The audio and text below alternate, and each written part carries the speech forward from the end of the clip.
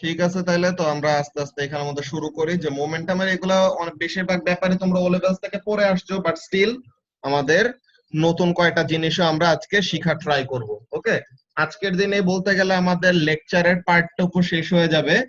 দেন তোমাদের থার্সডের জন্য হোমওয়ার্ক থাকবে চেক পয়েন্ট কোশ্চেন গুলা। দেন থার্সডে তে চেক পয়েন্ট কোশ্চেন গুলা সলভ করে এর পরের দিন আমরা এক্সাম প্র্যাকটিসের ওইটা শেষ করলেই we will be done with momentum. Then আমাদের মেকানিক্স একদম ফুল প্রুফ মেকানিক্স একদম শেষ। এরপরে আমাদের ফ্লুইড ডাইনামিক্স নিয়ে, ম্যাটেরিয়ালস নিয়ে, ওগুলা নিয়ে আমরা পড়ালেখা শুরু করব ভালো মতো। ওকে, তো এখন এখানের মধ্যে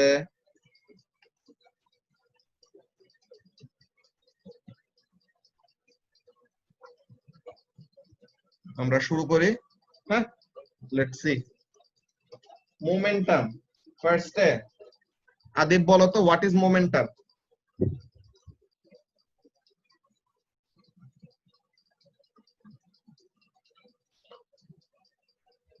আদিব,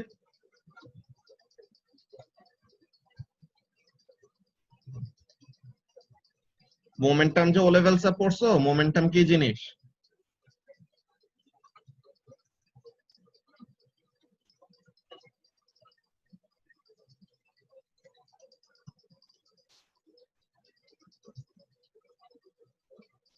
শুভাশিস বলতে পারবা?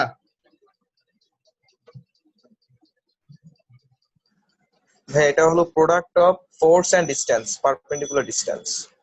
এটা মোমেন্ট, ওইটা মোমেন্টের কথা বলছো, মোমেন্টাম জিজ্ঞাসা করছি।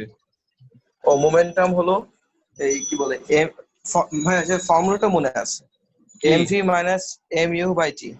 MV minus MU by T, এটা ফোর্স এর ফর্মুলা। মোমেন্টাম হলো এমভি, মাস ইনটু ভেলোসিটি। এগুলো জিনিস তো ভুলে গেলে চলবে না, এগুলো ও লেভেলসে পড়ে আসছো। এই কনসেপ্ট পরে তোমার পরের পার্টের জন্য মনে না থাকলে পরে আগের পড়া পরে তো লাভ হবে না কিছু। ও লেভেলস পাস করে তো এ লেভেলসে উঠতে হয়, এর জন্যই যে ও লেভেলসে তোমার যেই নলেজটা গেইন করছো ওই নলেজটা তোমার এখন এখানের মধ্যে ইউজ করতে হবে বেসিক্যালি। আচ্ছা, তো তাহলে যেটা বলতেছিলাম যে মোমেন্টাম কি জিনিস, ডেফিনেশন এটা অনেকজনই এরকম ভাবে বলে, কিন্তু তোমাদেরকে ও লেভেলসে থাকতে সময় আমি আরেকটা আলাদা একটা ডেফিনেশনের কথা বলছিলাম। এটা নরমালি পরীক্ষার সময় লিখতে হবে না, but still you will have to know যে অ্যাকচুয়ালি মোমেন্টাম মানে কি। হ্যাঁ, মোমেন্টামের যদি আমরা অ্যাকচুয়ালি ডিফাইন করি, measure of how difficult it is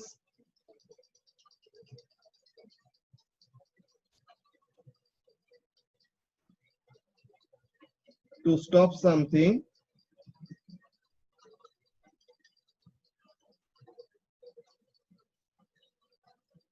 that is moving। যে কোন একটা অবজেক্ট মুভ করতেছে, তো এখন ওই অবজেক্টটাকে থামাইতে তোমার কত বেশি বা কত কম কষ্ট করতে হবে, এইটার একটা মেজারমেন্ট হিসেবে আমরা কি করি, মোমেন্টাম ইউজ করি। ব্যাপারটা কেমন দেখো শুভাশিস, মনে করো তোমার দিকে আফনান ভাইয়া দৌড়ায় আসতেছে। হ্যাঁ, তোমার দিকে আফনান ভাই দৌড়ায় আসতেছে যে তোমাকে একটা বডি স্ল্যাম মারবে। হ্যাঁ, তোমাকে একটা বডি স্ল্যাম মারবে। তো এখন এখানের মধ্যে কাজটা কি, তোমার দিকে এরকম দৌড়ায় আসতেছে, সো এখন তুমি আফনান ভাইয়াকে বডি স্ল্যাম, যে মনে করে যে এমন বাঁকা হয়ে এমন কি করবে, তোমাকে ধাক্কাটা দিবে, তুমি কি করবা, হাত দিয়ে তাকে আটকাবা। সো এখন আফনান ভাই এরকম দৌড়ায় আসলো, আর মনে করো যে ফাহিম, ঠিক আছে, ফাহিম এরকম তোমার দিকে দৌড়ে আসলো, দোনোজনের মনে করো ভেলোসিটি সেম। হ্যাঁ, দোনোজন সেম ভেলোসিটিতে তোমার দিকে আসছে। তো এখন তোমার কাকে থামাইতে বেশি কষ্ট করতে হবে? আপন ভাইকে। কেন? বিকজ তার ম্যাস অনেক বেশি, সো তাহলে তার মোমেন্টাম কি হবে, অনেক অনেক বেশি হবে, তাই না? বেশি হবে। তো তাহলে এটার জি জন্য ভাই। তোমার কি করতে হবে, ম্যাস যখন বেশি হয় ওই অবজেক্টটাকে থামানো তত কষ্ট। যে দুইটা অবজেক্ট সেম ভেলোসিটিতে মুভ করতেছে, কিন্তু একটার ম্যাস বেশি একটার ম্যাস কম, এখন যার ম্যাস বেশি তাকে থামানো বেশি কষ্ট ইন কম্পারিজন টু যার ম্যাস কম।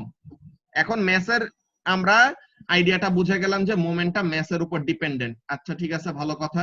সো এখন আবার তোমার দিকে ফাহিম আসতেছে। হ্যাঁ, ফাহিম একবার কম ভেলোসিটিতে এসে তোমার দিকে এসে ধাক্কা মারা ট্রাই করলো, আরেকবার বেশি ভেলোসিটিতে এসে তোমাকে ধাক্কা মারা ট্রাই করলো। এখন ফাহিম তো সেম মানুষ, তার তো আর ম্যাস তো চেঞ্জ হবে না, তো ম্যাস হলো ফিক্সড। ওকে, এখন ম্যাস হলো ফিক্সড, তো তাহলে সে যখন বেশি ভেলোসিটিতে তোমার দিকে আসবে তখন তোমার তাকে থামাইতে বেশি কষ্ট করতে হবে, নাকি কম ভেলোসিটিতে আসলে তোমার কষ্ট বেশি করতে হবে? হ্যাঁ, যদি তার ভেলোসিটি বেশি থাকে তাহলে আমার তাকে রেজিস্ট করতে বেশি কষ্ট হবে। ভেরি গুড, যে যদি ভেলোসিটি বেশি থাকে আর যদি বেশি স্পিডে তোমার দিকে আসে, সো তখন কি করবে? তখন তোমার তাকে থামাইতে বেশি কষ্ট করতে হবে। ঠিক আছে, সো তাহলে এখানে থেকে আমরা কোন একটা মুভিং অবজেক্টকে থামানো নিয়ে যে এমন টাইপের ডিফিকাল্টি ফেস করি, ওই জিনিসটার মধ্যে দুইটা ব্যাপার কি কি আছে, দুইটা এলিমেন্ট কি কি, একটা হলো ম্যাস আর একটা হলো velocity. So তার মানে mass and velocity are the two deciding factors in measurement of how difficult it is to stop something that is moving. So তার মানে এখানের জন্য আমরা জিনিসটা অ্যাকচুয়ালি মোমেন্টাম ইকুয়ালস টু কি লিখি? মোমেন্টাম যার ইউনিট হবে kg metre per second, sorry এটা তো পার এইভাবে এখন লিখবো না, এখন থেকে এইভাবে, is equal to mass which is kilogram multiplied by velocity which is meter per second. Meter per second. Okay, so তাহলে এটা হলো আমাদের মোমেন্টামের ফর্মুলা। স্ক্রিন ল্যাগ দিচ্ছে?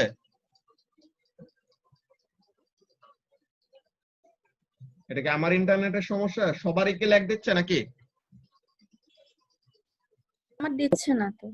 হ্যাঁ ভাই আমার তাহলে আদিবের তোমার মনে হয় ইন্টারনেটে স্লো হয়ে গেছে এর জন্য, বুঝছো? আচ্ছা, তো তাহলে এখানের মধ্যে যে ব্যাপারটা বললাম যে মোমেন্টামের তাহলে ডেফিনেশন ওয়াইজ আমরা ওখানে থেকে ডিভাইস করলাম যে মোমেন্টাম ম্যাস এন্ড ভেলোসিটির উপর ডিপেন্ড করে, এইভাবে করে। ঠিক আছে, ভালো কথা। তো মোমেন্টামের আমরা ডেফিনেশন আগেও জানতাম, ফর্মুলাও আগে জানতাম, তো এইগুলো আমাদের কাছে নতুন কিছু না। দেন আমাদের Newton's second law of motion. Newton second law of motion কি বলে, এটা আমাকে কে বলবা? এটা আমাকে মারিয়া বলো তো। What is Newton's second law of motion?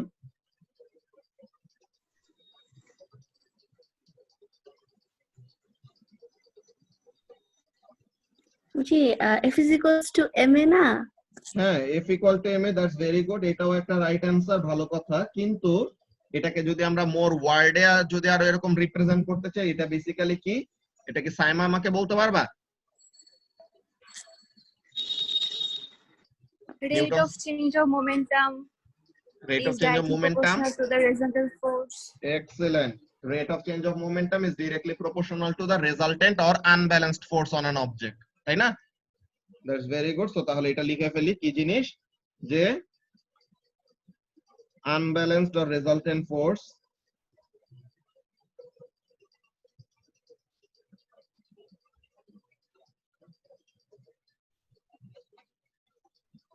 is directly proportional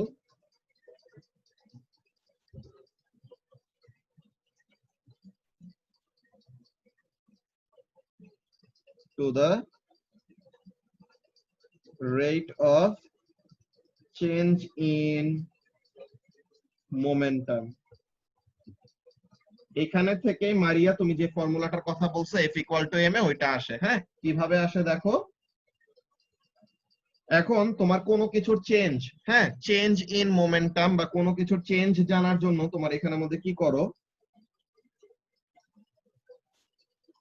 এটা আমরা সামেশন সাইনটা, যে এখানে যে এটা ম্যাথে তোমরা দেখছিলে না এপিজিপির ওখানে সামেশন সাইন যে এমন ভাবে দেয়, সো তাহলে এরকম সাইন দিয়ে আমরা কি বুঝাইতেছি? সামেশন অফ ফোর্স মানে হলো unbalanced force basically. Okay, so unbalanced force is equal two change in momentum, change in momentum divided by time taken for the change or time taken.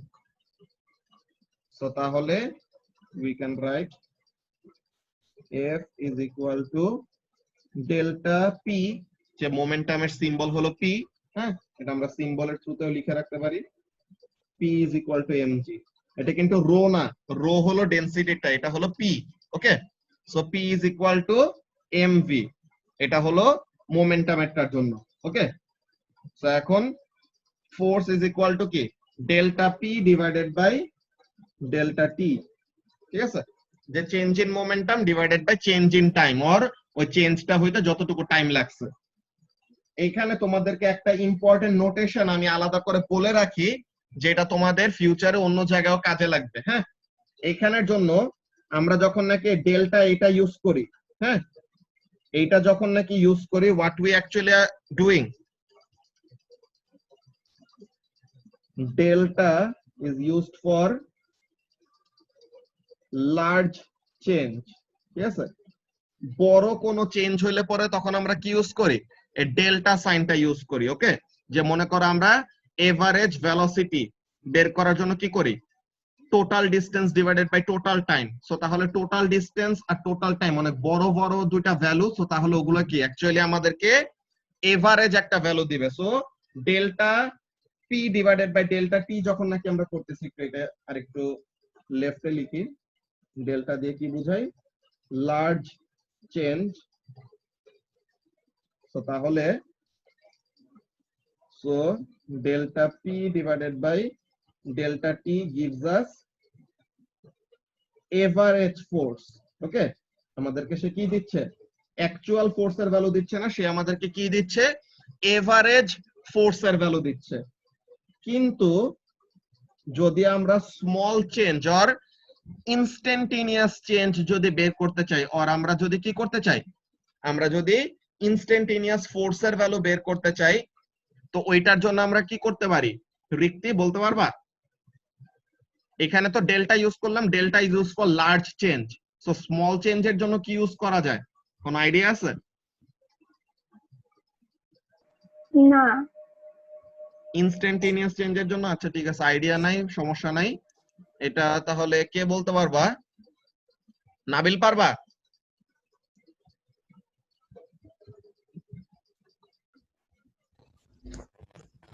কি theta? বুঝি নাই। কি বলছো ভাইয়া? আমি বলছি যে আমরা যে delta P divided by delta T করতেছি, ডেল্টা হলো অনেক বড় একটা চেঞ্জের জন্য, যে মনে করো একটা সিগনিফিকেন্ট একটা চেঞ্জ হয়ে যাবে, তখন আমরা কি করব, ওই ফাইনাল মাইনাস ইনিশিয়াল করে চেঞ্জ ইন মোমেন্টাম বের করব। কিন্তু আমি যদি ইনস্ট্যান্টেনিয়াস একটা চেঞ্জ বের করতে চাই, ঠিক আছে, যে আমার ফোর্সের ভ্যালুটা এভারেজ ফোর্স বের করে না করে আমি চাই কি, আমি চাই হলো ইনস্ট্যান্টেনিয়াস ফোর্স। তো এখন ইনস্ট্যান্টেনিয়াস ফোর্সের ভ্যালু বের করার জন্য আমার কি করতে হবে, কোন আইডিয়া আছে? Instant momentum by instant time. ওই তো instantaneous momentum or very very small change in momentum divided by very very small change in time। So তাহলে very very small change in momentum and time এটা কি দিয়ে বের করা হয়? Stop watch? না না, আমি কোন মেজারিং ইনস্ট্রুমেন্টের কথা জিজ্ঞাসা করি নাই, এটা ম্যাথের কথা জিজ্ঞাসা করছে বেসিক্যালি। এখানের মধ্যে আমরা ইউজ করব ক্যালকুলাস। হ্যাঁ, এখানের মধ্যে আমরা কি ইউজ করব, ক্যালকুলাস ইউজ করব। যে আমরা যদি ডিপি বাই ডিটি করি, এটাও কি, এটাও তো rate of change in momentum, তাই না? কিন্তু যখন নাকি আমরা এখানে ডিফারেন্সিয়েটটা করি, আমরা ডিফারেন্সিয়েটটা করতে সময় আমরা ডিটিটা কি, যে যে কার রেসপেক্টে আমরা কি করতেছি, কার রেসপেক্টে আমরা ডিফারেন্সিয়েট করতেছি। বা যখন নাকি তোমরা ইন্টিগ্রেট করো, হ্যাঁ, যখন নাকি তোমরা ইন্টিগ্রেট করো তখন ওখানের মধ্যে কি থাকে? ভাই, হ্যাঁ বলো। ডিফারেন্সিয়েট মানেও তো মানে change in t by change in টাইমই হইতেছে। হ্যাঁ, change in p divided by change in টাইমই তো, কিন্তু এটা কি, this change in p is very very small and this change in time is very very small। So তাহলে almost তোমার কি দিয়ে দিবে, ইনস্ট্যান্টেনিয়াস এরকম রিডিং দিবে। যে তোমার এখানের জন্য আচ্ছা আচ্ছা, তোমার এরকম একটা গ্রাফ, ঠিক আছে, তোমার এমন একটা গ্রাফ, এমন একটা গ্রাফের তুমি এভারেজ গ্রেডিয়েন্ট বের করতে পারো, অর তুমি ট্যানজেন্ট নিয়ে এরকম জায়গায় জায়গায় বের করতে পারো। ট্যানজেন্ট নিলেও সে কি করতেছে, সে একটা সার্টেন রিজিয়ন নিয়ে গ্রেডিয়েন্টটা বের করতেছে। কিন্তু তুমি যখন নাকি কি করবা, ডিফারেন্সিয়েশন এর প্রসিডিওরটা ইউজ করবা, ক্যালকুলাস ইউজ করবা, তখন তোমার কি হবে, আরো প্রিসাইজ ওয়েতে তুমি বের করতে পারবা যে অ্যাকচুয়ালি তোমার চেঞ্জের ভ্যালুটা কত হয়েছে এক্স্যাক্টলি ওই সময়। ঠিক আছে, তো এইটা জাস্ট বুঝানোর জন্য যে ডিপি বাই ডিটি যখন নাকি করব, ডিপি বাই ডিটি করলে পরে আমাদের কি আসবে, D is used for what? Very small change. Yes, almost close to zero. Very small change এর জন্য D ইউজ করি, সো তাহলে dp by dt will give us instantaneous force. এটা জানা লাগবে না, এটা জাস্ট তোমাদেরকে আলাদা করে বলে রাখলাম, বিকজ এগুলা জিনিস তোমাদের সামনে আরো কাজে আসবে। ঠিক আছে, এটা জাস্ট আলাদা করে একটা ইনফরমেশন বলে রাখছি, এটা তোমাদের লাগবে না। হ্যাঁ, এই নিচের জিনিসটা যে ডিপি বাই ডিটি, এইগুলা জিনিসটা তোমাদের লাগবে না, জাস্ট তোমাদের আলাদা জানায় রাখলাম যে ডেল্টা কখন ইউজ করে আর ডি কখন ইউজ করে। ঠিক আছে, আর এই ডেল্টাটা, এমন ডেল্টাও তোমরা দেখছিল না pure ম্যাথসে?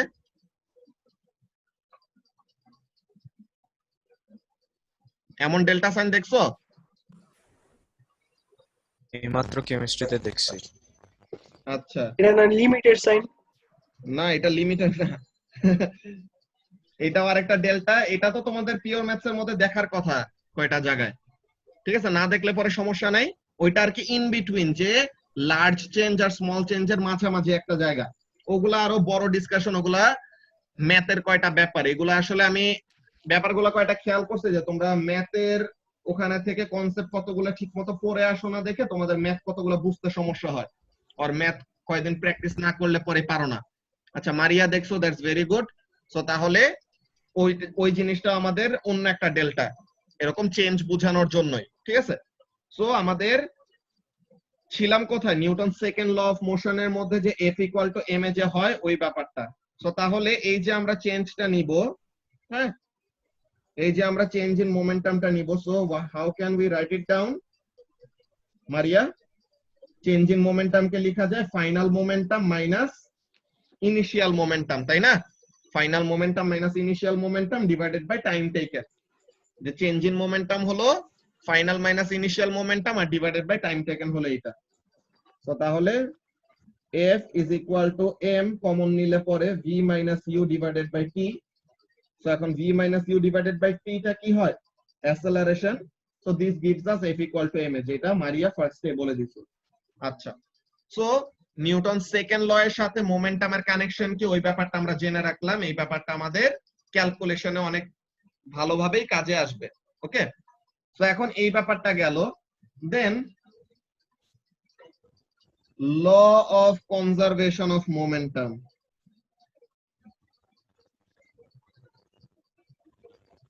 Law of conservation of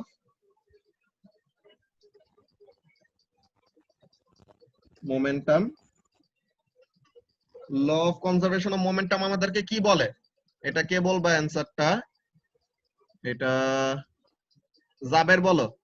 Law of conservation of momentum কি বলে? Total momentum before collision is equal to total momentum after collision. Condition কি?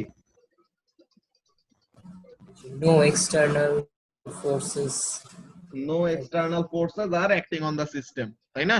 So তাহলে it states that total momentum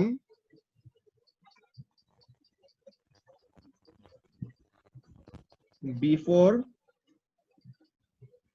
collision or explosion, যে কোনো event হইতে পারে, কলিশনও হইতে পারে, এক্সপ্লোশনও হইতে পারে, যেটাই হোক, total momentum before collision or explosion is equal to total momentum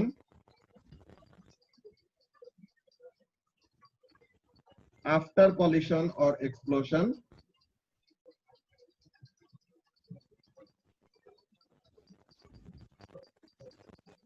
provided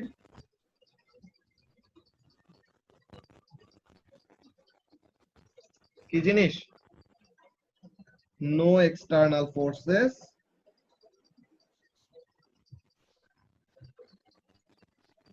are acting on the system.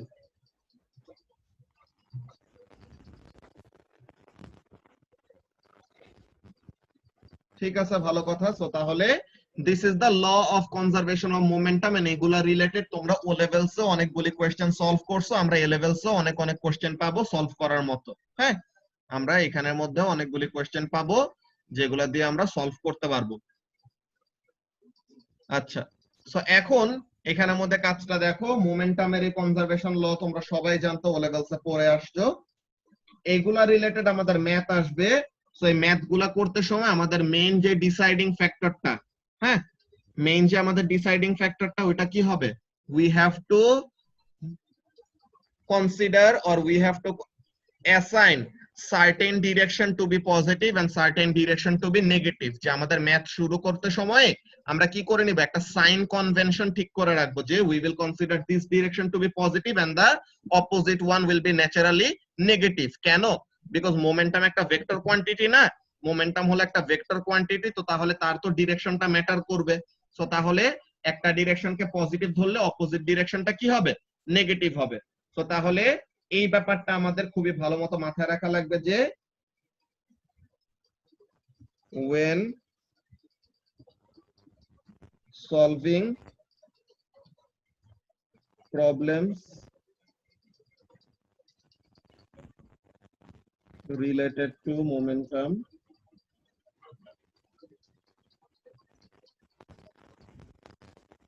we always have to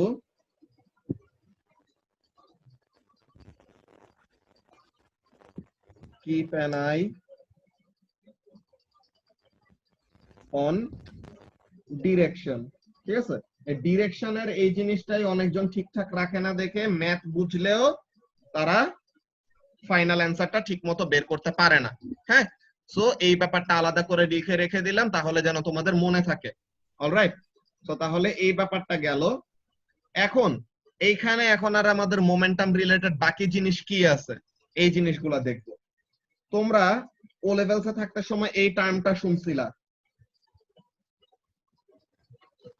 impulse. Impulse জিনিসটা কি? ইম্পালস জিনিসটা হলো, যারা নাকি M1 অলরেডি করে ফেলছো চ্যাপ্টার 4 যে পিওর ম্যাথস এর, কি বলে, M1 এর, তো এখানের মধ্যে ইম্পালস, যে ইম্পালস ওয়ার্ডটা তোমরা ফেস করছো, সাইমা বলতে পারবা হোয়াট ইজ ইম্পালস?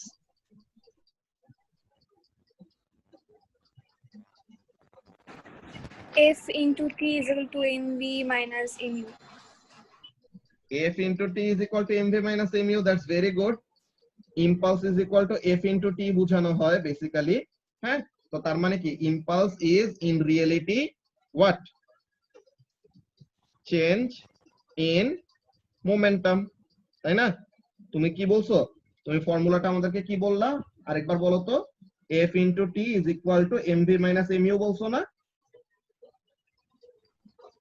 হ্যাঁ, তো তাহলে এই যে F into T করলে যদি আমরা mv minus mu pi, and F into T মানে যদি ইম্পালস হয়, তো তার মানে কি ইম্পালসটা কি হবে? mv minus mu। So mv minus mu কি জিনিস? ফাইনাল মোমেন্টাম আর ইনিশিয়াল মোমেন্টামের মধ্যে ডিফারেন্স। সো ফাইনাল মোমেন্টাম আর ইনিশিয়াল মোমেন্টামের মধ্যে ডিফারেন্সটাকে আমরা কি বলবো? ইম্পালস বলবো।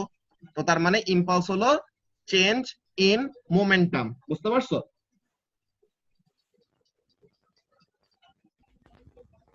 তো তাহলে এখানের জন্য আমাদের কাজটা কি?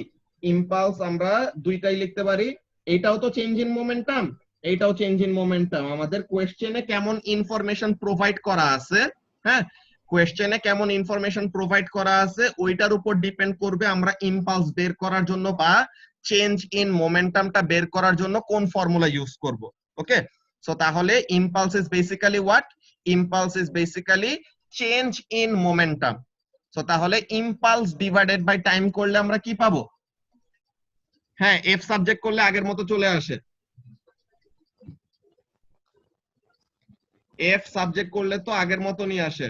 সো ডিফারেন্স কি? ডিফারেন্সটা এখানের মধ্যে কি, আমাদের ইম্পালস জিনিসটা কেন ইউজ করা হয়? ইম্পালস বেসিক্যালি আমাদের for a short lived force, যে কোন একটা ফোর্স অনেক অল্প টাইমের জন্য যদি অ্যাক্ট করে, হ্যাঁ, কোন একটা ফোর্স যদি অল্প টাইমের জন্য অ্যাক্ট করে, মনে করো যে আমি যদি তোমাকে একটা থাপ্পড় দেই, হ্যাঁ, আমি যদি তোমাকে একটা থাপ্পড় দেই, আমি তো আমার হাত তোমার গালের মধ্যে সারাক্ষণ লাগায় রাখবো না, আমি কি করব? ঠাস করে একটা থাপ্পড় দিয়ে দেন আমার হাতের সাথে তোমার গালের কন্টাক্ট ছুটে যাবে। ওকে, সো তাহলে এই যে আচ্ছা, তো এই যে থাপ্পড়টা মারলাম, তো এখন এখানের মধ্যে কি, a large value of force or a certain force was acting for a short amount of time. So তাহলে ওই অল্প টাইমের মধ্যে যেই কি করলো, এই অল্প টাইমের মধ্যে যেই মোমেন্টামের চেঞ্জটা হলো ওইটাকে আমরা ইম্পালস হিসেবে মিন করি। বুঝতে পারছো? তো এটা হলো আমরা বেসিক্যালি ইম্পালস বলে রিগার্ড করি। ওকে, আবার এক্সাম্পলটা বলবো, রেকর্ডিং এ থাকবে তো সাইমা, এটা তখন শুনতে পাবা। ওকে, সো এখন এখানের মধ্যে ব্যাপারটা কি গেল, ইম্পালসের যে এটা আমরা একটা শর্ট লিভড ফোর্সের জন্য বেসিক্যালি ইউজ করে থাকি। ওকে, এগুলো আমাদের কোয়েশ্চেন আসবে কেমন টাইপের, ওগুলা জিনিস আমরা দেখবো। ওকে, সো এখন এখানের মধ্যে আমরা যে জিনিসটা খেয়াল করব, ইম্পালস মানে হলো change in momentum. So impulse F into টি লেখা যায়, আবার এমভি মাইনাস এমইউ লেখা যায়। তো তাহলে ইম্পালস যেহেতু ফোর্স আর মোমেন্টামের সাথে রিলেটেড, তো তার মানে impulse is also a vector quantity, তাই না? ইম্পালস নিজেও তাহলে কি হবে, একটা ভেক্টর কোয়ান্টিটি হবে, which will mean that ইম্পালসের জন্য আমাদের ডিরেকশন নিয়ে আমাদের কি রাখা লাগবে, অ্যাটেনশন দেওয়া লাগবে। ওকে, যে ইম্পালস আমাদের পজিটিভও হইতে পারে নেগেটিভও হইতে পারে, ডিপেন্ড করে আমরা কোন ডিরেকশনকে পজিটিভ কোন ডিরেকশনকে নেগেটিভ হিসেবে ট্রিট করতেছি। আচ্ছা, সো তাহলে ইম্পালসের এই জিনিসটা গেল। এখন আমি তোমাদেরকে কয়টা কোয়েশ্চেন করব, এই কোয়েশ্চেনের ফার্স্ট স্টেটটার অ্যানসারটা কে দিবা? আচ্ছা, আজকে লাবিবার কি হইছে, ও কই?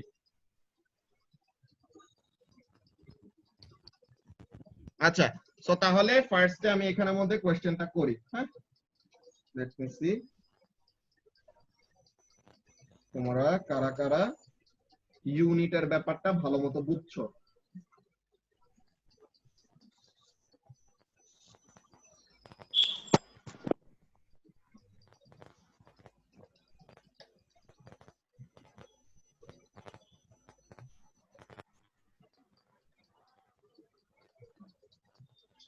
তো এখন আমি একটা গ্রাফ আঁকতেছি।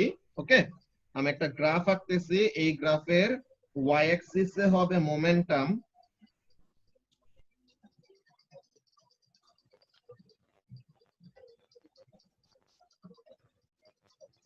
আর এক্স অ্যাক্সিসে হবে টাইম। হ্যাঁ, আচ্ছা, তো এখন আমি এই গ্রাফের একটা র্যান্ডম একটা গ্রাফের একটা শেপ এঁকে দেই। আচ্ছা, তো এখন এই গ্রাফের গ্রেডিয়েন্ট আমাকে কি দিবে, এটা কে বলবা? অপূর্ব বলো তো, what will be represented by the gradient of a momentum time graph?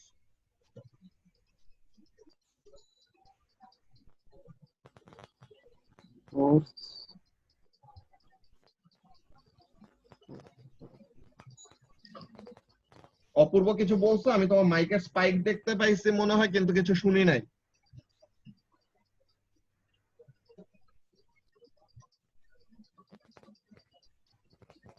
Straight লাইনে এঁকে দেই যেন কনফিউশন না থাকে।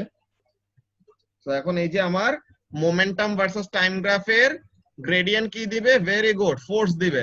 Force or more specifically unbalanced force, তাই না? যে বিকজ গ্রেডিয়েন্ট যখন বের করব তখন তো আমরা একটা সার্টেন চেঞ্জ বের করব, যে ফাইনাল মাইনাস ইনিশিয়াল মোমেন্টাম। হ্যাঁ, যে মনে করো আমরা এখানের মধ্যে কি করব, উই উইল টেক 2 পয়েন্টস, এই পয়েন্ট নিলাম এই পয়েন্ট নিলাম, so this will be x2 y2, this will be x1 y1। So তাহলে y2 minus y1 divided by x2 minus x1, এটা করলে পরে ফাইনালি আমরা কি পাবো? we will get unbalanced force। Okay, so তাহলে এই ব্যাপারটা, এটার এরিয়া কি ওয়ার্ক ডান দিবে নাকি? ওয়ার্ক ডান হওয়ার জন্য এরিয়াটা কি হইতো ফোর্স ইনটু ডিসটেন্স হওয়া লাগতো। তো ফোর্স ভার্সেস ডিসটেন্স গ্রাফের এরিয়া আমাদেরকে ওয়ার্ক ডান দিবে। ঠিক আছে এসা? আচ্ছা, তো এখানে গ্রেডিয়েন্ট আমাদেরকে কি দিচ্ছে? Oh, গ্রেডিয়েন্ট আমাদেরকে আনব্যালেন্সড ফোর্স দিচ্ছে। That's very good. সো এই ব্যাপারটা তুমি পেরে গেলা। এখন এর পরেরটার অ্যানসার দিবা সাইমা। ওকে,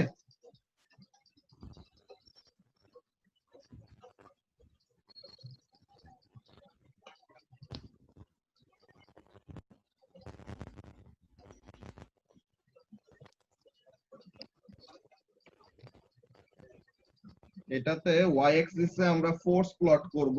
হ্যাঁ, আর এক্স অ্যাক্সিসে হলো time.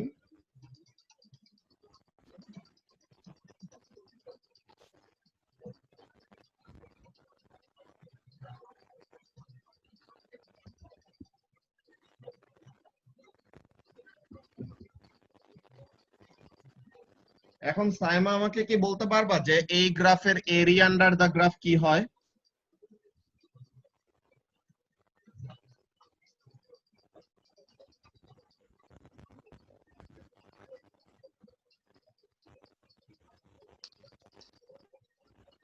Saima?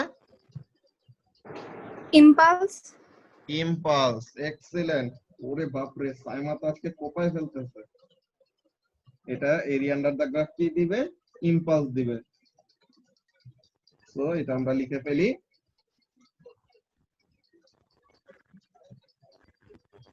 area under FT graph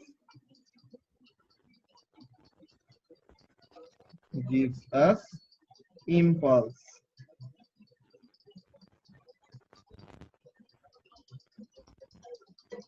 কেন এটা বলছে সাইমা? এটা কেন বললা? ইম্পালস কেন বললা?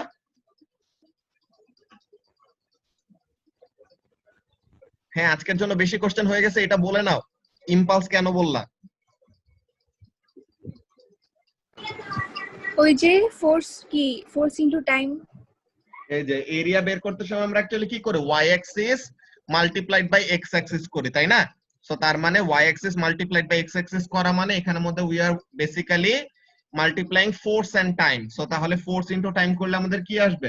ইম্পালস। অর এটাকে আমরা আরেকটা কিভাবে বলছিলাম, নাম কি বলছিলাম? ইম্পালস অর ইম্পালসের আরেক নাম কি?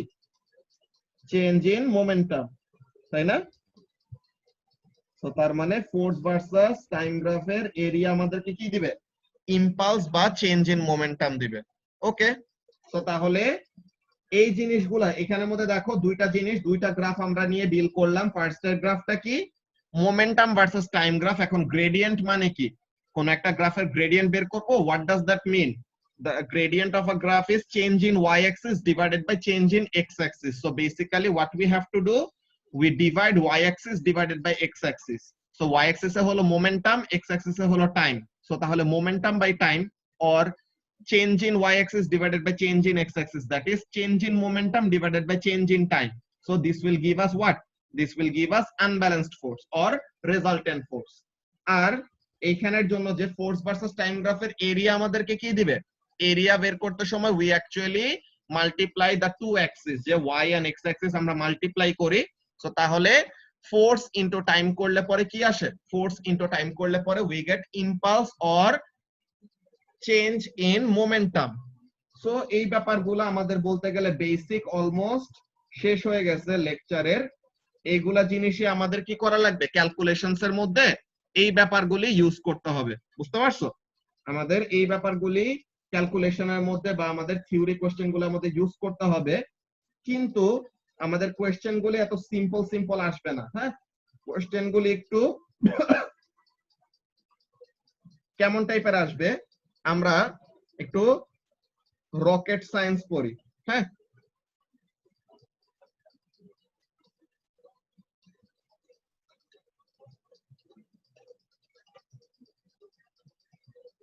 আচ্ছা, একটা রকেট কিভাবে উপরে উঠে এটা কি কেউ বলতে পারবা? নাবিল?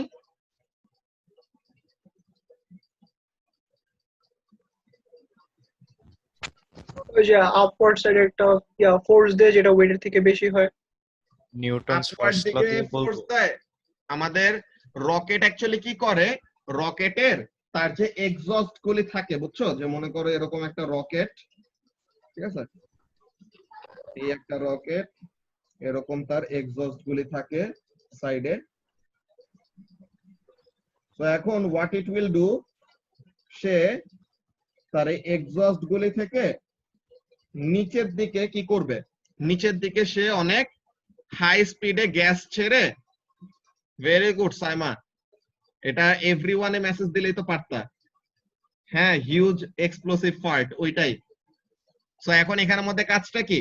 যে ডাউনওয়ার্ড ডিরেকশনে যে ফিউয়েল যখন নাকি বার্ন করা হয়, হ্যাঁ, রকেটের ফিউয়েল যখন বার্ন করে তখন সে কি করে, এরকম অনেক হাই স্পিডে গ্যাস সে কোন দিকে রিলিজ করে, সে যেই দিকে মুভ করতে চায় তার অপোজিট দিকে সে রিলিজ করে।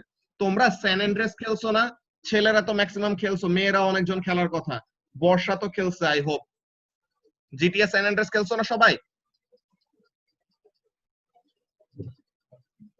আচ্ছা, তো এখন এই জিটিএ স্যান অ্যান্ড্রেস এর মধ্যে একটা ইয়ে থাকে না, কি বলে, জেট প্যাক থাকে না, যে রকেটম্যান চিট কোড লিখলে পরে যে চলে আসতো, রকেটম্যান চিট কোড লিখলে একটা জেট প্যাক চলে আসতো। তো এই জেট প্যাকের ওখানের মধ্যে কি, জেট প্যাকের তুমি ওখানের মধ্যে যদি ভালো মতো খেয়াল করতা তাহলে পরে একটা জিনিস নোটিস করার কথা, তুমি যখন নাকি রাইটে যাইতে চাও, হ্যাঁ, whenever you try to go towards right, তখন তোমার ওই জেট প্যাক থেকে যে এক্সস্ট থেকে যে গ্যাসটা বের হইতো, যে তুমি একটা সিলিন্ডারের মতো একটা জ্যাকেটের এরকম পরে থাকতা, সো ওখান থেকে কি করতো, তুমি রাইটে যাইতে চাইলে ওই গ্যাসটাকে কোন দিকে রিলিজ করবে, লেফটের দিকে রিলিজ করবে। সো তাহলে লাভ কি হয়, যখন নাকি লেফটের দিকে ওইটা রিলিজ করা হয়, হ্যাঁ, যখন নাকি লেফটের দিকে রিলিজ করা হয় তখন there is a force exerted on the air by the gas। যে এখানে আমাদের এই রকেটের এটার জন্য প্রথমে আমি এক্সপ্লেনেশনটা বলে নেই, দেন সাইড ওয়াইজ ম্যানুভারে কিভাবে কি কাজ করতে হয় ওগুলো বলতেছি। সো এই যে কি করতেছে, এই হাই স্পিডের গ্যাস গুলা যে নিচের দিকে নামতেছে, তো তাহলে এই যে এয়ার আছে বাইরে, নর্মাল অ্যাটমসফিয়ারের যে air, so air is experiencing a downward force. Now according to Newton's third law, হ্যাঁ, according to Newton's third law, the air will exert an equal amount of force but in the opposite direction। So এখন air কি করতেছে, air এখন এর জন্য রকেটের উপর একটা equal amount of upward force দিচ্ছে, which is causing the rocket to experience an upward force। এখন এই আপওয়ার্ড ফোর্সটা যদি ওয়েটের থেকে বেশি হয়ে যায়, যেটা নাবিল আমাদেরকে ফার্স্টেই বলছে, যে আনব্যালেন্সড ফোর্সটা যদি কি হয়ে যায়, ওয়েটের থেকে বেশি হয়ে যায়, then the rocket will be able to move up. Okay, আচ্ছা, সো এই মিটিং এর টাইমটা আর লেস দ্যান 1 মিনিট আছে, তোমরা নেক্সট মিটিংটা জয়েন করে ফেলো। হ্যাঁ,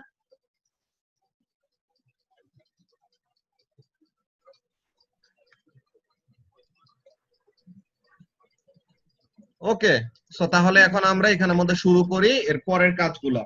হ্যাঁ, তো এখানের মধ্যে ব্যাপারটা দেখো, যখন নাকি রকেট সাইড ওয়াইজ মুভ করতে চাবে, হোয়াট ইট উইল ডু, সে যেদিকে মুভ করতে চাবে তার অপোজিট ডিরেকশনে সে একটা ফোর্স এক্সার্ট করবে, সো দ্যাট তার উপরে কি করা হয়, একটা রিঅ্যাকশন ফোর্স দেওয়া হয়, which will cause the object to move in the direction it is actually wanting to। হ্যাঁ, যে তুমি, আমরা যে হাঁটি, হ্যাঁ, আমরা যে এখানে হাঁটাহাঁটি করি, কি হয়, আমরা কিন্তু অ্যাকচুয়ালি মাটিতে কোন দিকে পা দেই, আমরা কিন্তু মাটিটাকে পিছের দিকে ধাক্কা দেই। হ্যাঁ, আমরা মাটিটাকে পিছের দিকে ধাক্কা দেই, মাটিটা আমাদের উপর কি করে, মাটি বা আমরা যে গ্রাউন্ড সারফেসের সাথে কন্ট্যাক্টে থাকে, সে আমাদেরকে একটা রিঅ্যাকশন ফোর্স দেয় বা সে আমাদেরকে একটা ফ্রিকশন ফোর্স দেয় ইন দা ফরওয়ার্ড ডিরেকশন, যার জন্য আমরা কি করতে পারি, যার জন্য আমরা এরকম সামনের দিকে মুভ করতে পারি।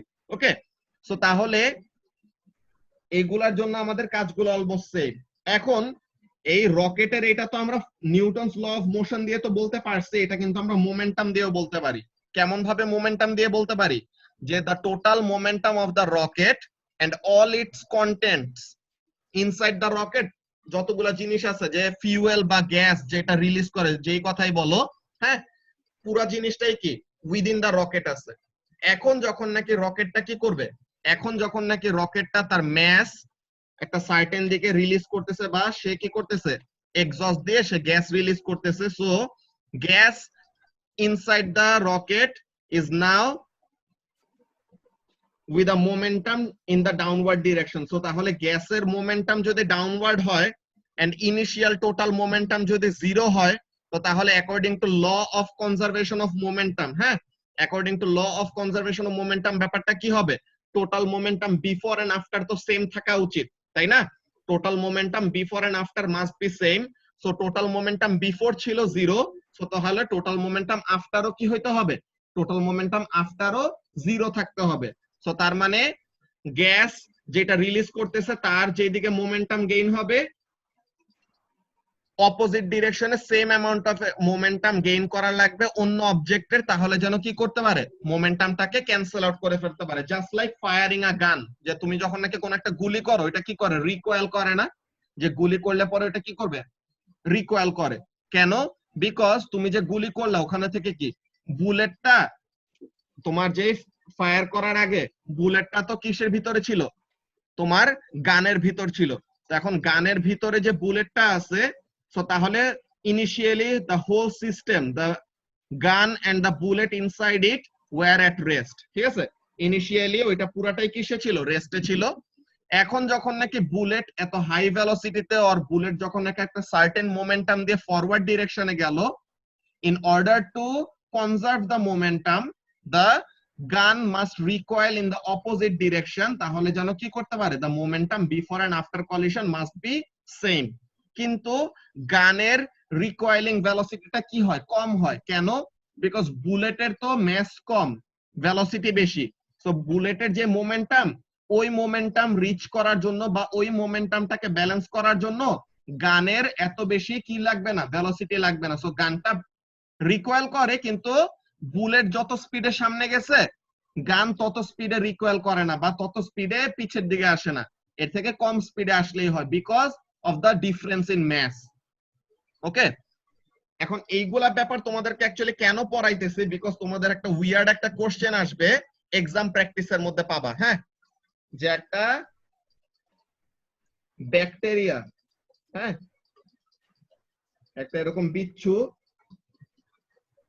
বিচ্ছু কি করবে, সে মুভ করবে। হ্যাঁ, তো এখন এরকম একটা ব্যাকটেরিয়া মুভ করবে। তো এখন এই ব্যাকটেরিয়া মুভ করার জন্য সে কি করে, খুবই আর কি জঘন্য মার্কা কাজ করে। সে তার বডির ভিতরে স্লাইম, হ্যাঁ তার বডির ভিতরে যেই স্লাইম থাকে সে স্লাইমটাকে কি করবে একটা ডিরেকশনে রিলিজ করে। Suppose the bacteria is trying to go towards this direction, যে সে কোন দিকে যাবে, সে রাইটে যাবে। তো সে যদি রাইটে যাইতে চায় কি করবে, সে পিছে দিয়ে হেগে দিবে বেসিক্যালি। হ্যাঁ, সে কি করবে, সে তার স্লাইমটা তার বডির ভিতরে যে ফ্লুইডে যে কন্টেন্টটা থাকে সেটা কি করবে পিছের দিকে এরকম রিলিজ করে দিবে, so that initial total momentum ছিল 0। নাও এই যে তার স্লাইমটা যে পিছের দিকে গেছে, সো তাহলে স্লাইমের একটা মোমেন্টাম আছে in the backward direction. So in order to conserve the momentum তখন কি করবে, ব্যাকটেরিয়াটা সামনের দিকে মুভ করতে পারবে। তো এইটা তোমাদের 5 মার্ক নাকি 6 মার্কের একটা কোয়েশ্চেন, যে হাউ দা ব্যাকটেরিয়া প্রোপেলস ফরওয়ার্ড। হ্যাঁ হ্যাঁ, পিছে যাইতে হলে কি মুখ দিয়ে হাঁকবে, হ্যাঁ এরকমই। ওদের অ্যাকচুয়ালি মুখ ওরকম থাকে না, ওরা মাথার ব্যাক সাইড যে পশ্চাদেশ ওরকম ইন্টারচেঞ্জ করতে পারে, বুঝছো? এরা এমন খাচ্চর মার্কা জিনিস। সো এখানের মধ্যে তারা কি করে, সে যদি এখন এইদিকে যাইতে চায়, সাইমা যেটা জিজ্ঞাসা করলো, ওর তো এগুলো নিয়ে অনেক ইন্টারেস্ট, যে এখন যদি সে এইদিকে যাইতে চায়, সে যদি এইদিকে যাইতে চায়, সে তখন কি করবে, অপোজিট ডিরেকশনে সে ওই স্লাইমটাকে রিলিজ করবে। হ্যাঁ, যে ব্যাপারটা কেমন এটা তোমাদের কোয়েশ্চেনটা আমি দেখাই, যে এক্সাম প্র্যাকটিসের কোয়েশ্চেন কোনটা, দেখি নিচের দিকে।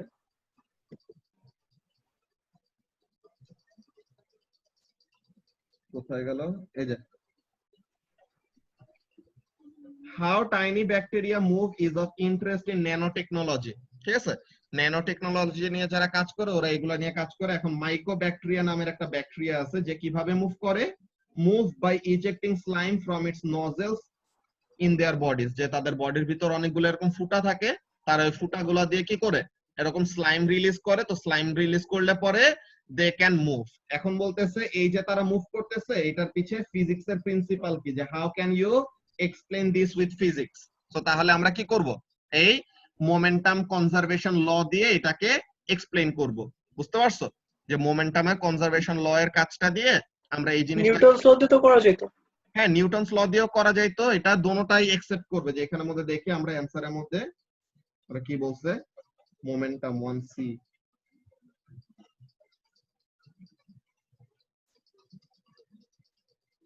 এই যে momentum conservation, total momentum initially 0, স্লাইমের মোমেন্টাম আর ব্যাকটেরিয়ার মোমেন্টাম সমান হইতে হবে কিন্তু অপোজিট ডিরেকশনে। তো তাহলে force on slime so equal and opposite force, so এই যে নিউটনস ল দিয়েও বলতে পারবা, thus rate of change in momentum which causes the bacteria to move in the opposite direction, যে যেদিকে স্লাইম রিলিজ করলো তার উল্টা ডিরেকশনে কি করবে, তার উল্টা ডিরেকশনে ব্যাকটেরিয়াটা মুভ করতে পারবে। সো এই ব্যাপারগুলো এর জন্য অ্যাকচুয়ালি আমি এক্সপ্লেন করছি যে রকেট সায়েন্সের সাথে এটার সাথে আমাদের যে কোরিলেশন, যে রকেটের প্রপালশনের সাথে ব্যাকটেরিয়া যেভাবে মুভ করে দোনোটা একই ওয়েতে এক্সপ্লেন করা যায়। এখন এই যে নিউটনস ক্র্যাডেল যেটা আছে, এই নিউটনস ক্র্যাডেল এটা তোমাদের ও লেভেলসেও দেখার কথা, এমন একটা জিনিস যে এখানের মধ্যে এই খেলনাটা অনেক মজার।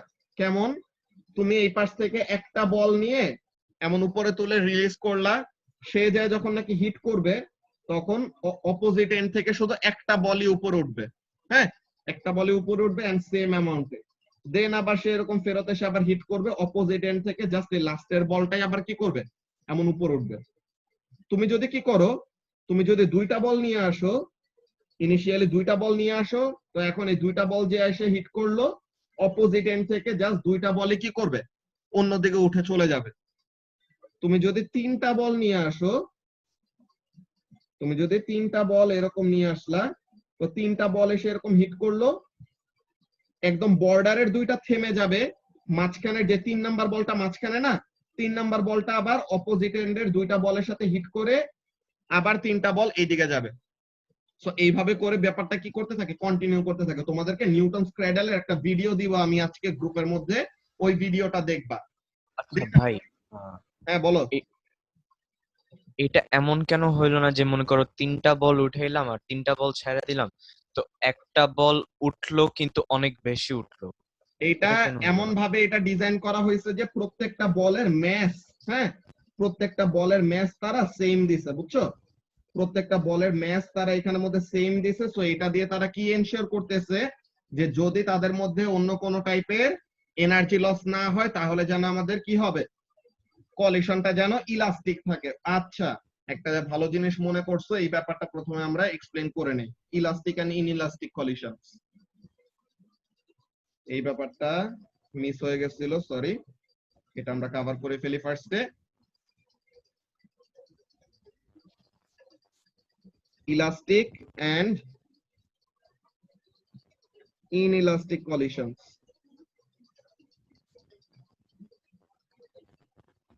এখন এখানের মধ্যে দেখো মোমেন্টাম তো সারা জীবনে কনজার্ভ, হ্যাঁ momentum before and after always always always এটা কনজার্ভ থাকবে, কিন্তু আমাদের কাইনেটিক এনার্জি, হ্যাঁ total kinetic energy before and total kinetic energy after, এই দুইটা যে অলওয়েজ সেম হবে এমন আমাদের কোনো গ্যারান্টি নাই।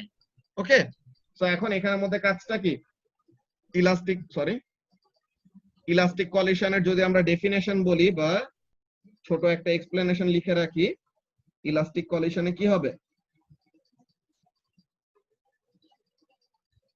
both momentum and kinetic energy are conserved, মানে total kinetic energy before the collision must be equal to total kinetic energy after the collision. এই type of collision related momentum তোমরা পাবা basically A2 তে, A2 তে আবার momentum পাবা, তখন momentum related তোমাদের কম্পোনেন্টও আসবে, ঠিক আছে, মোমেন্টামের কম্পোনেন্টে ডিভিশন করা, দেন দুইটা ডাইমেনশনে মোমেন্টামের কনজারভেশন ল অ্যাপ্লাই করে ক্যালকুলেশন করা, ওইসব জিনিসের কাজগুলো আসবে। হ্যাঁ, আর ইনইলাস্টিক কলিশনে কি, ইনইলাস্টিক কলিশনের মধ্যে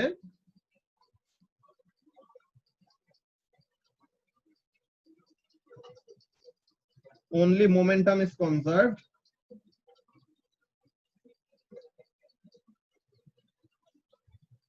only momentum is conserved, kinetic energy is not। তো তাহলে total KE before and after same হবে না, এটা কিসের জন্য, ইনইলাস্টিক কলিশনের জন্য। আর ইলাস্টিক কলিশনের জন্য total KE before and after will be same. আর মোমেন্টাম তো দোনোটাতেই কনজার্ভ। আরে কি হলো? আচ্ছা,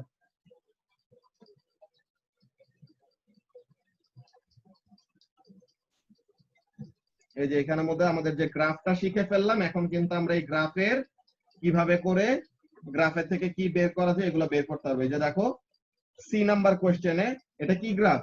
মোমেন্টাম ভার্সেস টাইম গ্রাফ, তাই না? মোমেন্টাম ভার্সেস টাইম গ্রাফের থেকে কি কোশ্চেন করছে দেখো, what is the resultant force on the ball during the following time period? 0 থেকে 4 মিলি সেকেন্ড। গ্রাফ হলো একটা হরাইজন্টাল লাইন। সো 0 থেকে 4 মিলি সেকেন্ডে গ্রাফ যদি হরাইজন্টাল হয় তার গ্রেডিয়েন্টের ভ্যালু কত হবে? 0। সো তাহলে এখানে রেজাল্টেন্ট ফোর্স কত? 0। দেন 4 থেকে 8 মিলি সেকেন্ড, সো এই পার্ট। সো এখানের জন্য আমাদের ফোর্সের একটা ভ্যালু আসবে, but the value will be what? The gradient is negative, so the value of the force will also be negative. Then আবার এই পোরশনের জন্য চাইছে, সো এখানে কি, এখানে আমাদের গ্রাফটা horizontal, so this will give a resultant force of 0 newton. তো এইভাবে করে আমাদের ক্যালকুলেশনের কাজগুলি করতে হবে। Then draw a new version of the graph in which the ball is initially traveling at half the speed। এইসব জিনিসগুলো তোমরা নিজেরা কয়টা যেন করতে পারো, এর জন্য কয়টা বাকি রাখতেছি। এমনিতে আমাদের বলতে গেলে চ্যাপ্টারের এক্সপ্লেনেশনটা মোর অর লেস এতটুকুই। আমরা যদি এখান থেকে দেখে দেখে আসি যে অ্যাকচুয়ালি চ্যাপ্টারে কি কি কভার করার কথা হইছে নাকি। First of all momentum, let's see কি বলে। Collisions are devastating.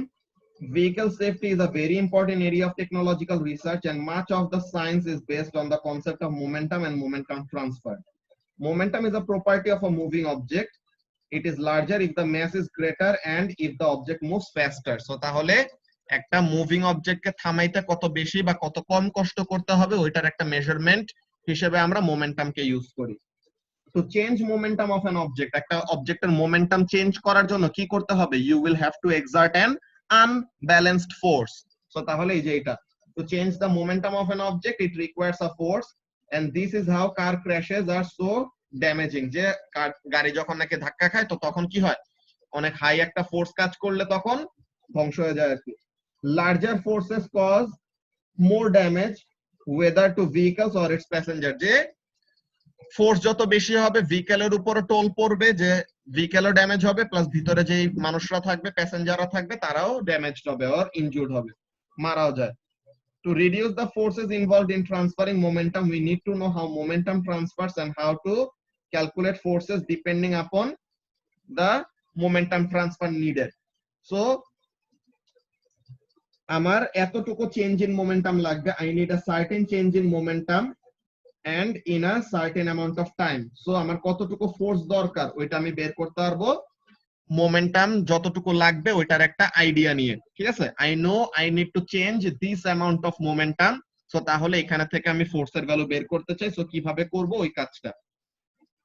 Not all momentum changes are dangerous. কেমন? Rocket science is generally based on maximizing the force caused by the transfer of momentum। যে rocket actually আমাদের কিভাবে propel করে?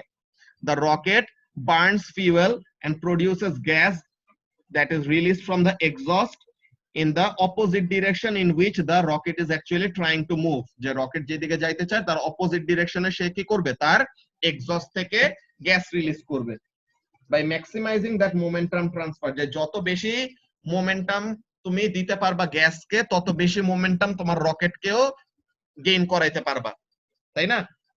This will create maximum acceleration in order to move the rocket fast enough to gain enough gravitational potential energy to leave the earth। যে in order to leave the earth, যে মনে করো তুমি কোন একটা অবজেক্ট উপরে ছুঁড়ে মারলা, কোন একটা অবজেক্ট উপরে ছুঁড়ে মারলে সে কি সারা জীবন উপরে যেতে থাকে? থাকে না, সে কি করে? আবার নিচে নেমে আসে, বিকজ আর্থের গ্র্যাভিটেশনাল ফিল্ডকে ওভারকাম করার জন্য সে এনাফ সরি সে এনাফ ভেলোসিটিতে কি করে নাই?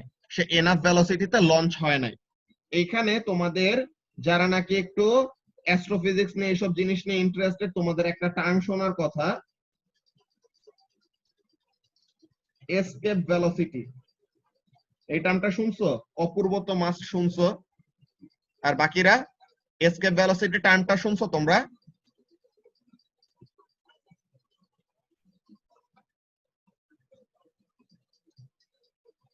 আচ্ছা, সো এসকেপ ভেলোসিটি যদি না শুনে থাকো দেন বলি ব্যাপারটা কি।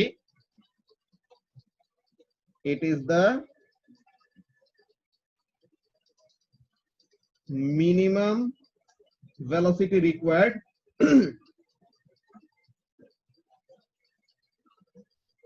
in order to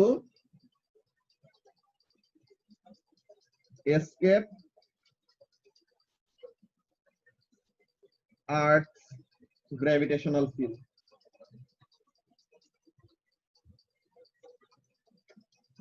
যে তুমি যে স্পেসে যাইতে চাও, স্পেসে অ্যাকচুয়ালি যাবা মানে কি, তুমি তাহলে এরোপ্লেনের মতো ফ্যান ব্লেডস ইউজ করে না কেন? এরোপ্লেন তো আমাদের স্পেসে যায় না মারিয়া, এরোপ্লেন তো আমাদের এখানের মধ্যে তারা যেটা ইউজ করে, তারা আমরা যে টার্ম গুলা পড়বো, যে ম্যাটেরিয়ালস এর কথা বলছি না, যে ফ্লুইড ডাইনামিক্স এর ওখানের মধ্যে টার্বুলেন্স এন্ড এইসব টার্ম গুলো আমরা দেখবো। যারা নাকি এরোপ্লেনে উঠছো বা প্লেনে জার্নি করছো তাদের একটা তো টার্ম শোনার কথা, টার্বুলেন্স, যে এয়ার প্লেন মাঝে মাঝে টার্বুলেন্সে এরকম লক হয়ে যায় বা আটকায় যায়, ওর ওখানের মধ্যে প্লেন অনেক কাঁপাকাঁপি শুরু করে, যে পাইলট অনেক আগে থেকে ওয়ার্নিং দিয়ে রাখে তাহলে যেন সবাই সিট বেল্ট একদম পুরো ওই ফাস্টেন ধাপ করে করে রাখে উপর তাহলে যেন নিচ। পড়ে না যায়। হ্যাঁ, তো তাহলে টার্বুলেন্সের ব্যাপারগুলো অন্যরকম, ওগুলার জন্য এরকম আমাদের ফ্যান ব্লেডের এইসব কাজ, প্লাস ওগুলা আমাদের শেপ একটা সার্টেন জিনিসের মধ্যে নিয়ে আসতে হয়, বুঝছো, যেন এয়ার রেজিস্ট্যান্স কমে যায় না, অনেকগুলা কাজ। আচ্ছা, স্পেসে এয়ার থাকে না তো ওইটার জন্য কি করে, ওইটার জন্য এই যে এখানের মধ্যে আমাদের মোমেন্টামের চেঞ্জটা কি, মোমেন্টামের চেঞ্জ হলো যে তুমি কি করবা, you will exert or you will release a gas in a certain direction. So তাহলে মোমেন্টামের কনজারভেশনের জন্য তোমাকে কি দিবে, মোমেন্টামের কনজারভেশনের জন্য তোমার উপর ওরকম অপোজিট ডিরেকশন একটা মোমেন্টাম পাবা, যে যখন নাকি মনে করো তুমি মার্সে যাবা, হ্যাঁ তুমি মার্সে যাবা, তো মার্সে যাওয়ার জন্য you have reached very close to Mars, এখন তোমার রকেট এরকম আছে এন্ড এটার সাথে একটা সার্টেন ক্যাপসুল আছে। সো এখন তুমি কি করবা, তুমি শুধু এই পার্টটুকু নিয়ে ল্যান্ড করবা মার্সে, বাকি এই ক্যাপসুলটা এখন তুমি কি করবা, তুমি যখন নাকি কাছে চলে আসে তখন কি করে, এই যে সাথে কোনো থাকা অবজেক্ট ওইটাকে অপোজিট দিকে ধাক্কা দিয়ে সরায় দেয় বা এরকম প্রপেল করে দেয়, তাহলে যেন মোমেন্টামের কনজারভেশনের জন্য কি করে, তাহলে মোমেন্টামের কনজারভেশনের জন্য যেন অপোজিট দিকে সে একটা ফোর্স পায়। হ্যাঁ,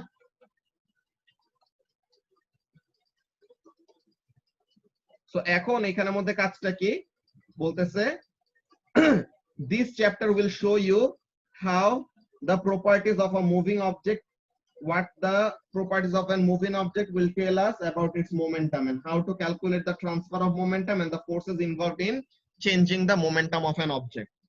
আচ্ছা, এই এসকেপ ভেলোসিটির কথাটা যে বলছি, ইন আ ফ্যান্টাসি ল্যান্ড, যেখানে আমাদের কোনো এয়ার রেজিস্ট্যান্স নাই, কিছু নাই, এয়ার রেজিস্ট্যান্স কে নেগলিজিবল ধরি, ওখানে the escape velocity is 11.2 kilometre per second. যে তুমি যদি কি করো, তুমি যদি কোনো একটা অবজেক্টকে 11.2 কিলোমিটার পার সেকেন্ডে উপরের দিকে থ্রো করো, what it will do, it will be able to escape Earth's gravitational field and go to space। বুঝতে পারছো?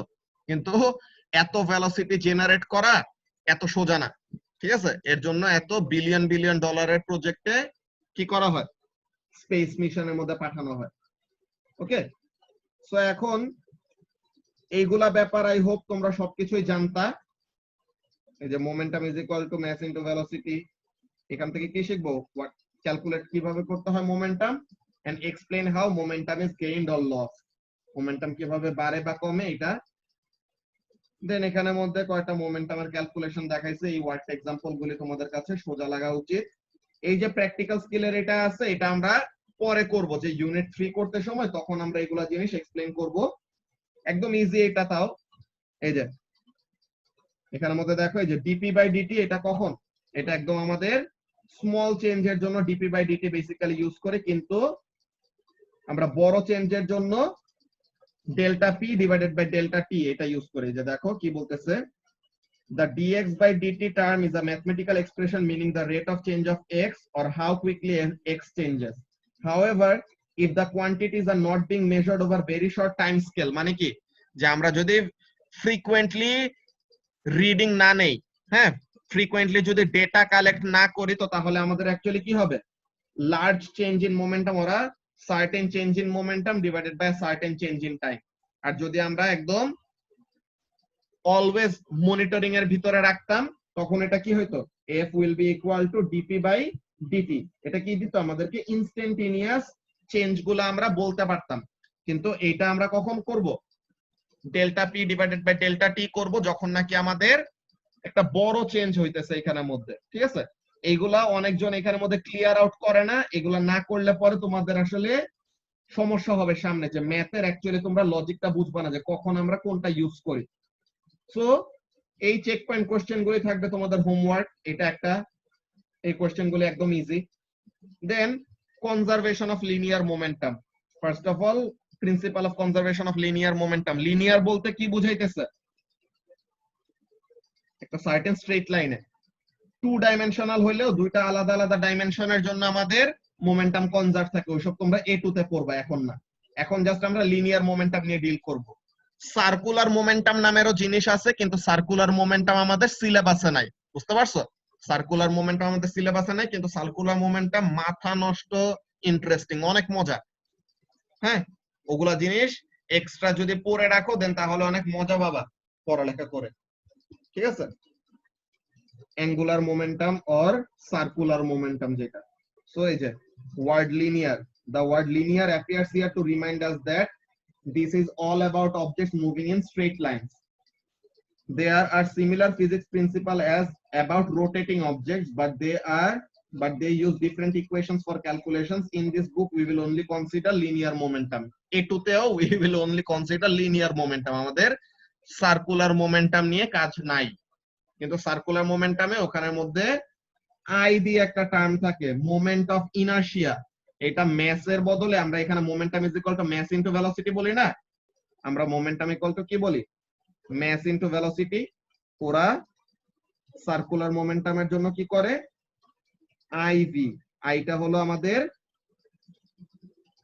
মোমেন্ট অফ ইনার্শিয়া, এইটাকে তারা ম্যাস হিসেবে কনসিডার করে। এগুলা অনেক মজার মজার কয়টা ক্যালকুলেশন, এটা বাংলা মিডিয়ামের সিলেবাস যখন পড়বা তখন ফেস করবা, বুঝতে পারছো?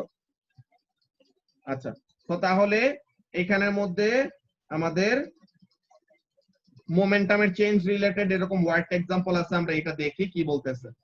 হ্যাঁ, in an American football match the stationary quarterback is tackled by a defender who dives through first stage stationary। এটা একটা ইনফরমেশন যে একজনের ভেলোসিটি কি, ওই ডেল্টা সাইন যেটা লিখছো শুভাশিস, হ্যাঁ ওইটা বড় চেঞ্জ, ওইটা কি ট্রায়াঙ্গেল ডেল্টা থেকে ছোট কিন্তু ডি থেকে বড়, সো এটা ইন বিটুইন।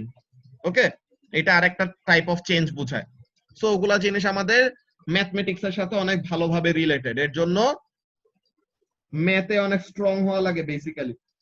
তো এখন এখানের মধ্যে কি বলতেছিলাম, যে in American football the stationary quarterback, so একটা আমরা ইনফরমেশন পাইছি, স্টেশনারি কোয়ার্টারব্যাক তাকে ট্যাকেল করতেছে একজন ডিফেন্ডার, যে উড়ে আইসে সে ডাইভ দিয়ে আসতেছে, এরকম এয়ারে উড়ে আসতেছে কত ভেলোসিটিতে, 4 মিটার পার সেকেন্ডে। এখন সে মিড এয়ারে কি সব ওয়ার্ড লিখে গ্র্যাব করছে, হোয়াট দ্য ফাক, এখানে পোলা পোলা খেলাখালি করে কি করে। আচ্ছা, তো এখন এখানের মধ্যে কাজটা কি, grabs the quarterback and the two move quickly backwards together, ঠিক আছে। যে এখন দুইজন মিলে একসাথে পিছের দিকে যাচ্ছে, যে একজন এরকম স্টেশনারি ছিল আর একজন ওখান থেকে উড়ে আসতেছে, ঠিক আছে, উড়ে আসতেছে 4 মিটার পার সেকেন্ডে, আর একজনের ভেলোসিটি ছিল 0। এখন আফটার দ্য কলিশন তাকে এরকম গ্র্যাব করে রাখছে, ঠিক আছে, গ্র্যাব করে এখন দুইজন একসাথে একটা কমন ভেলোসিটিতে মুভ করতেছে ভি। এখন এই দুইজনের কমন ভেলোসিটি ভি কত এটা আমরা জানি না, হ্যাঁ, তো এখন এই ভেলোসিটি ভিটা বের করতে বলছে। সো এখানের মধ্যে বলতেছে যে ignoring any friction effect, okay, Calculate how fast the two will move back if the tackler had a mass of 140 kg. So or mass holo 140 kg and the stationary player had a mass of 95 kg. So তাহলে তাদের mass গুলি দিয়ে দিছে, how can we find the final momentum? So তাহলে total momentum before must be equal to total momentum after. So তাহলে before এ তার momentum আছে আর ওর momentum কত হবে? 0. So let's take towards right direction to be positive. So তাহলে 140 into 4 plus 95 into 0 is equal to final momentum কি হবে? দুইটা massের summation multiplied by their common velocity.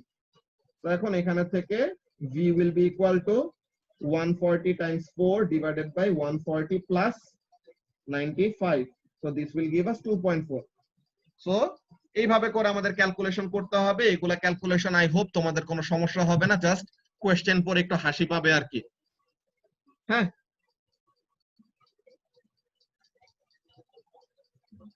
দেন এক্সপ্লোশনের সময় আমাদের সেম জিনিস, যে বেশিরভাগ সময় এক্সপ্লোশনের সময় ইনিশিয়াল মোমেন্টাম কি থাকে? 0 থাকে। ওকে, বেশিরভাগ এক্সপ্লোশনের সময় ইনিশিয়াল মোমেন্টাম থাকে 0। সো ফাইনালি একটা অবজেক্ট যদি একদিকে যায়, in order to conserve the momentum আরেকটা অবজেক্টকে অপোজিট ডিরেকশনে সেম মোমেন্টাম নিয়ে যাইতে হবে। তাহলে যেন কি করে?